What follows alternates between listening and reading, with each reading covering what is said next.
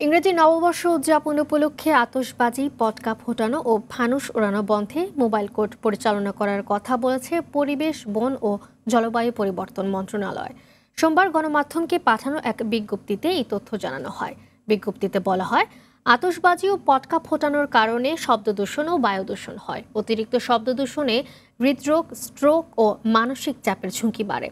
এছাড়া ফানুস উড়ানোর ফলে অগ্নিকাণ্ড ও জীববৈচিত্র্যের ক্ষতি হয়। তাই জনস্বাস্থ্য ও জীববৈচিত্র্যের ক্ষতি বিবেচনায় বছর শেষের খুশি নগদে হবে বেশি। নগদ পেমেন্টে নির্দিষ্ট ক্যাটাগরির কেনাকাটায় ৩০০ টাকা পর্যন্ত ক্যাশব্যাক।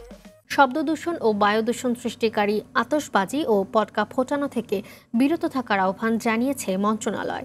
ইতোমধ্যে ইংরেজি নববর্ষে আতশবাজি, পটকা ফোটানো ও ফানুস ওড়ানো থেকে বিরত থাকার অনুরোধ জানিয়ে ঢাকার ক্লাবগুলোর পাশাপাশি সংশ্লিষ্ট বিভিন্ন সংস্থায় পত্র প্রেরণ করা হয়েছে বলেও বিজ্ঞপ্তিতে জানানো হয়।